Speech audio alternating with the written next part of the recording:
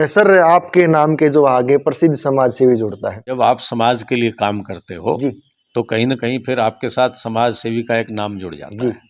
और समाज के लिए काम करने का मतलब है कि हर वो व्यक्ति जो पीछे रह गया, जो अभाव में है या ज़रूरत में है, उसकी समस्याओं के समाधान के लिए अगर कोई काम करता है वही समाज सेवी है। जी 370 पटवारियों की जो है सूची जारी कर दी है कि भ्रष्ट हैं, लोगों से पैसे ऐंठते हैं, लोगों को दर दर ठोकर खाने पर मजबूर करते हैं। और मैं तोसाम की बात करूं तो तोसाम विधानसभा से भी एक पटवारी का नाम सामने आया है कि ये पटवारी रिश्वत लेता है। ये मानते हैं अनिल शर्मा जी इसको? भ्रष्टाचार जो है ना गरीब आदमी को परेशान करता है, इसलिए भ्रष्टाचार को तो अंकुश लगना ही चाहिए। श्री चौधरी के लिए जिस तरह आपने दिन रात मेहनत की, क्या कोई पद जब पार्टी संगठन आपके जिम्मेवारी लगाता है तो क्या श्रुति चौधरी की पैरवी करेगी? अनिल शर्मा ने चुनाव में अपनी हमारी मदद की थी तो इसको लेकर कुछ ना कुछ अलग से सोचा जाए पार्टी। भाजपा के कार्यकर्ता, पूरी भाजपा और पूरे समाज के लोग जो है उनके साथ में खड़े हुए हैं। मैंने कहा सर समाज के लिए आप ये समाज के तौर पर बड़ोली साहब के साथ में सर आपने ही, आपकी पार्टी ने ही नारा दिया था बेटी बचाओ बेटी पढ़ाओ। अब कांग्रेस उसका बार जवाब दे रही है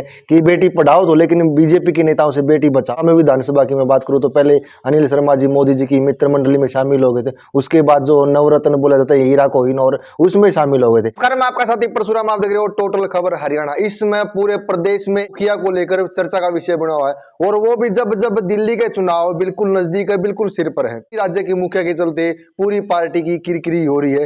हालांकि बीजेपी के नेताओं ने अब चुप्पी तोड़ दी है, अलग अलग नेता उसके खिलाफ में बयानबाजी कर रहे हैं। तो सामने विधानसभा क्षेत्र के अंतर्गत मौजूद है प्रसिद्ध समाज सेवी और बीजेपी के वरिष्ठ नेता अनिल शर्मा हमारे साथ मौजूद है। खबर हरियाणा में आपका स्वागत है। आपके दर्शकों को आपको नमस्कार।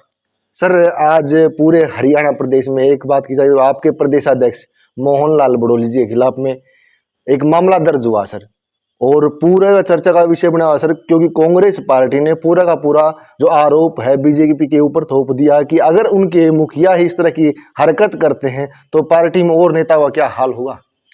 देखिए, वैसे तो ये मामला अभी पुलिस के अधीन है जी ये वो जांच कर रही है इसके लिए।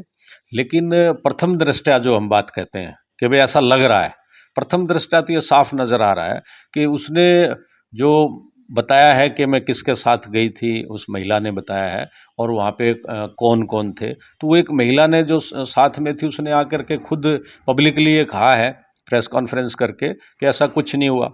इसके साथ जो अमित सोनीपत से जो बताया जा रहा था उसने कहा है कि ऐसा कुछ नहीं हुआ। तो कहीं ना कहीं ये जो है ब्लेम वाली राजनीति है और किसी न किसी का ये षड्यंत्र निकलेगा। आपको बाद में हम सबको पता चलेगा कि ये षड्यंत्र था और उस षड्यंत्र के तार कहाँ कहाँ जुड़े हुए हैं ये बाद में जांच में पता चलेगा। लेकिन मोहनलाल बड़ोली जी साफ छवि के आदमी हैं, साफ चरित्र के आदमी हैं, और बीजेपी में कभी भी सबसे पहले ये माना जाता है कि बीजेपी में काम करने वाला व्यक्ति सबसे पहले राष्ट्र के लिए सोचता है, फिर अपने चरित्र पे सोचता है कि मेरे चरित्र पे कोई दाग ना रहे। जो सफ़ेद पहनने वाली बात है, जिस पे दाग नहीं होना चाहिए, उस पे बीजेपी के लोग खरा उतरते हैं और हमेशा ये भी खरे उतरेंगे।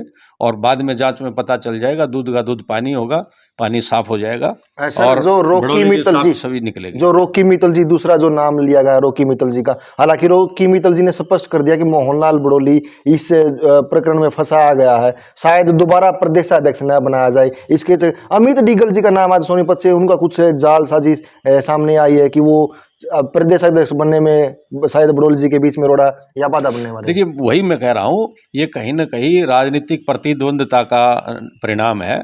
लेकिन इस तरह की चरित्र की जो हानि जो आपस में लोग करते हैं और एक दूसरे पे इस तरह के घिनौने जो इल्ज़ाम लगाते हैं वो नहीं होना चाहिए। राजनीति भी साफ सुथरे सिद्धांतों के ऊपर चलनी चाहिए। तो ये आपको पता लग जाएगा, ये आप खुद ही कह रहे हैं कि आज वो निकला है, रॉकी कह रहा है कि भाई ये षड्यंत्र है, तो सभी आपको समझ में आ गया पूरा षड्यंत्र है। पूरे भाजपा के कार्यकर्ता, पूरी भाजपा और पूरे समाज के लोग जो है उनके साथ में खड़े हुए हैं, उनके साथ ही अन्याय हो रहा है और उनकी छवि को खराब करने की योजना चल रही है। कहा सर समाज के लिए आप ये समाज के तौर पर बड़ोली साहब के साथ में लगे? नहीं, पार्टी का शीर्ष नेतृत्व भी बड़ोली जी के साथ में है और समाज भी साथ में, सभी सारे समाज साथ में है।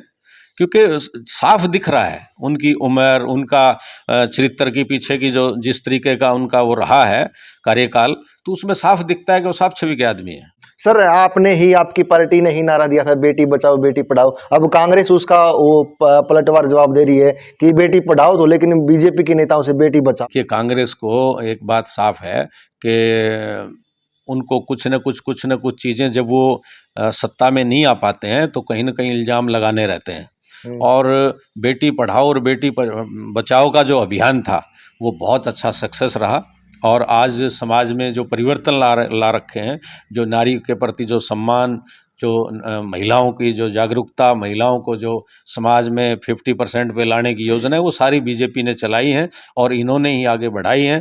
कांग्रेस का अगर अब मैं बोलूँगा तो बहुत सी चीज़ें ऐसी हैं जिन्होंने रोज़ आपको दिखता है कि वो कितना सा सम्मान करते हैं। हाँ, ये ज़रूर है कि आज चाहे बंगाल में महिलाओं के प्रति कुछ हो रहा हो, चाहे पूरे देश में महिलाओं के प्रति कुछ हो रहा हो, उन्होंने सिर्फ कुछ जाति विशेष धर्म को देखते हुए या कुछ विशेष परिस्थितियों को देखते हुए बोलना रहता है, बाकी वो चुप रहते हैं। न उन्होंने मानव से लेना और न उन्हें नर से लेना, ना नारी से लेना, उन्होंने अपनी राजनीति चमकाने के लिए बात करनी रहती है। दिन पहले 370 पटवारियों की जो है सूची जारी कर दी है कि भ्रष्ट हैं, लोगों से पैसे ऐंठते हैं, लोगों को दर दर ठोकर खाने पर मजबूर करते हैं। और मैं तोसाम की बात करूं तो तोसाम विधानसभा से भी एक पटवारी का नाम सामने आया है कि ये पटवारी रिश्वत लेता है। क्या लोगों ने आपके समक्ष, जिस तरह से आप आज यहाँ पहुंचे हो निवास स्थान पर, लोगों की समस्याएं सुन रहे हो, ऐसे लोगों ने पहले आपको अवगत करा था कि इसी नाम से कोई पटवारी है और ज्यादा पैसे लेता है वो? देखिए, एक बात मैं आपको बताऊं, कोई भी व्यक्ति, जब हमें एक कर्म मिला है, आप अपना कर्म कर रहे हैं, मैं अपना कर्म कर रहा हूँ, बिजनेस वाले बिजनेस करते हैं, राजनीति वाले राजनीति करते हैं, सेवा वाले सेवा करते हैं, नौकरी वाले नौकरी करते हैं, खेती वाले खेती कर रहे हैं। क्या एक किसान जो परमात्मा उसको देता है उससे संतुष्ट नहीं होता क्या? वो उससे संतुष्ट होता है। वो कहता है कि जो भगवान का करनी, उसकी फसल पे अगर निकली हुई फसल पे भीग जाए तो तब भी वो संतुष्टि से घर आ जाता है खाली हाथ के, मेरी फसल भीग गई, पैसे कम आए।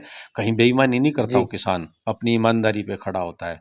एक कर्मचारी को अगर सैलरी मिल रही है तो उसको भी ईमानदारी पे खड़ा होना है। एक व्यापारी को उसका अगर हक मिल रहा है, उसने अपने भाव में सब कुछ ले लिया है, तो फिर अगर वो तौल में कांटा मारे तो क्या आप उसको सही मानेंगे? तो हमारा कहने का मतलब ये है कि चाहे कोई भी हो, चाहे पटवारी हो या सरकारी कर्मचारी हो, चाहे बिजनेसमैन हो, किसान हो, हर व्यक्ति को अपने धर्म पे रहना जरूरी है।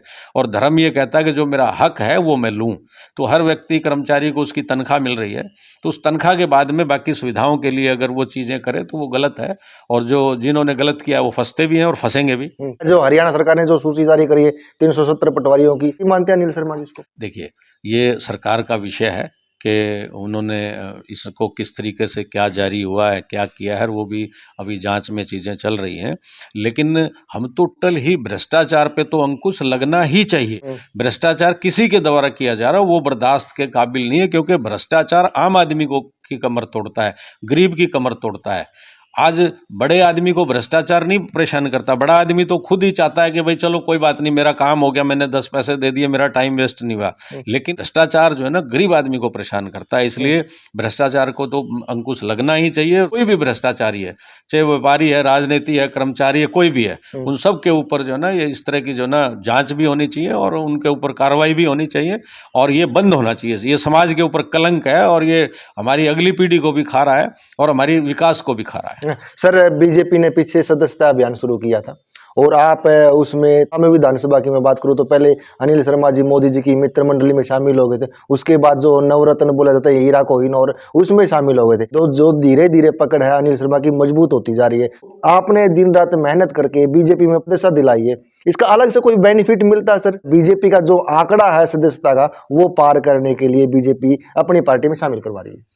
देखिए, ये जो मोदी रतन और मोदी मित्र की जो बात की, पार्टी जिम्मेदारी देती है, हम संगठन के लोग हैं।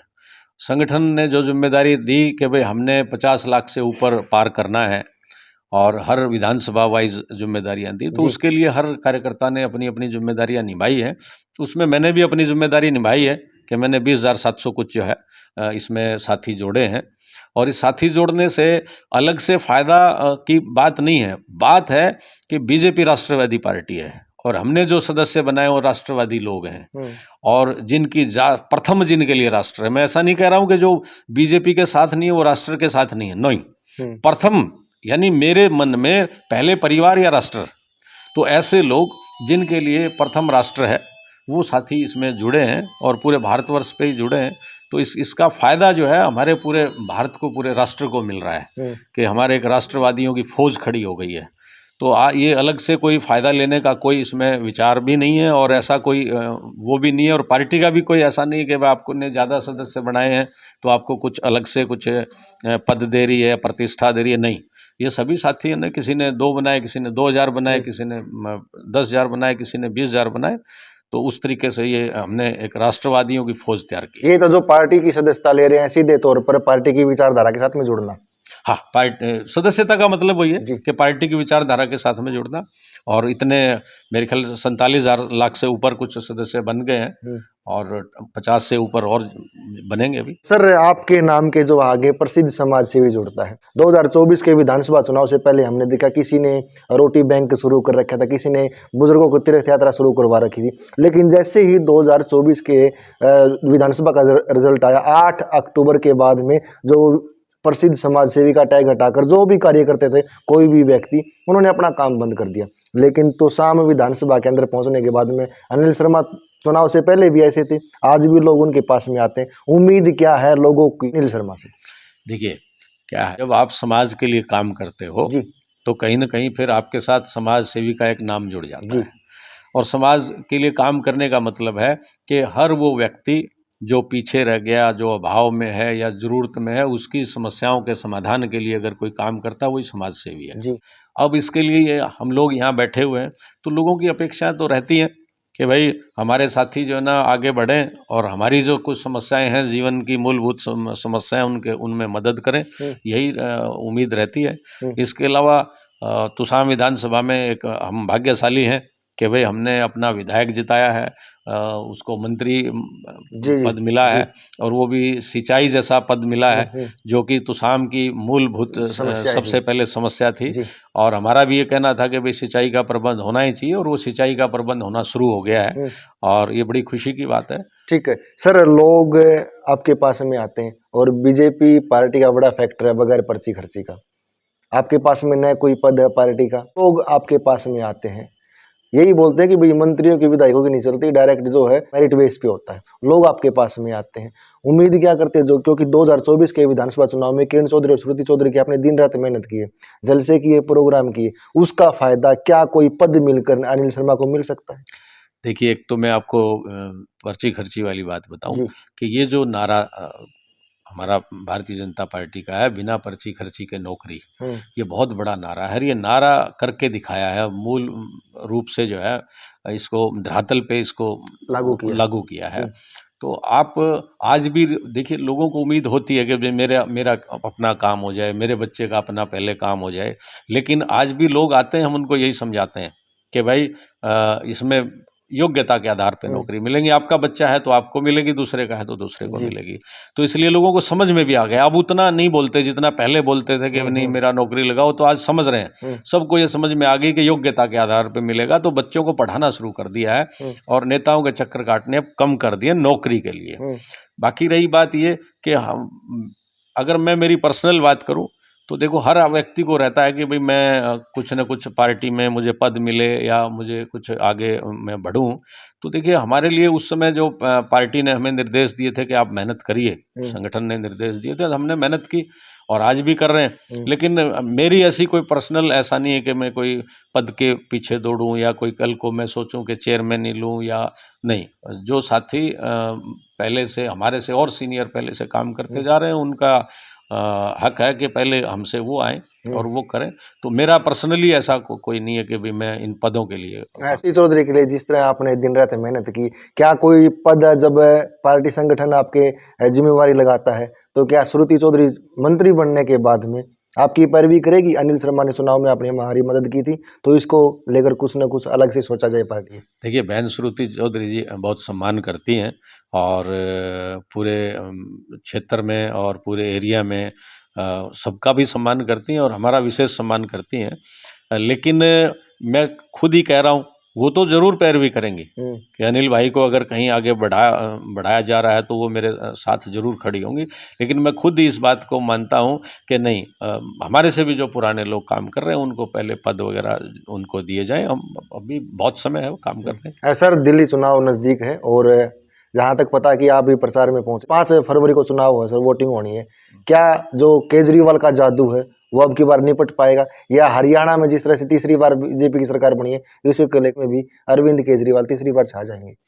देखिए, केजरीवाल जी का जो जादू है वो इस बार जादू फेल हो गया है और लोग समझ गए हैं कि भाई इससे बड़ा जिस तरह का जो झूठी जो वाई लेने वाली चीज़ें रहती हैं उसमें सबसे ज़्यादा केजरीवाल जी की पार्टी रही है। तो सबको समझ में आ गया है कि नहीं, दिल्ली में पिछले दिनों में जिस तरीके की चीज़ें हुई हैं तो जो लोग विकास की जिस तरह की संभावनाएं देखते थे वो नहीं हो पाई, इसलिए वो भूत भी उतर गया है, वो जादू भी उतर गया है और इस बार खुद केजरीवाल जी हार रहे हैं। पार्टी तो हार ही रही है, खुद केजरीवाल जी भी हार रहे हैं। बहुत बार ऐसा होता है कि पार्टी हार गई लेकिन जो मेन नेता है वो बच जाता है, जीत जाते हैं। ठीक है। लेकिन इस बार तो पूरी सफाई है, खुद मुख्यमंत्री केजरीवाल जी भी जाएंगे और जो अभी मुख्यमंत्री हैं आतिशी जी वो भी जाएंगी और बाकी भी जितने सारे हैं। आपको पता है कि भाई बेल पे सारे, जेल से बाहर निकल के बेल पे हैं और कुछ दिन बाद जेल जाना है तय है, क्योंकि कर्म ऐसे किए हुए, भ्रष्टाचार ऐसे किए हुए। तो आप मानेंगे इस बार बीजेपी की सरकार जो है वो पूर्ण बहुमत के साथ आएगी दिल्ली में। चलो बहुत बहुत शुक्रिया सर आपका बात करने का। बहुत बहुत धन्यवाद। ये अनिल शर्मा जी हैं, प्रसिद्ध समाजसेवी। 2024 के विधानसभा चुनाव में दिन रात मेहनत करके श्रुति चौधरी को एक बड़े मार्जिन से तोसा में विधानसभा से यहाँ से विधायक बना था। अनिल शर्मा जी ने मेहनत की और जो पहले लोग आते थे वो अब भी लोग अनिल शर्मा के पास में सुझाव लेकर, शिकायत लेकर या कोई अपनी अपनी समस्याएं लेकर पहुंचते हैं। अनिल शर्मा उनका निपटारा करते हैं। अनिल शर्मा के अपने विचार सुने, कितने सही और कितने गलत, सब कमेंट के माध्यम से अपनी प्रतिक्रिया जरूर लिखिए। शुक्रिया, धन्यवाद।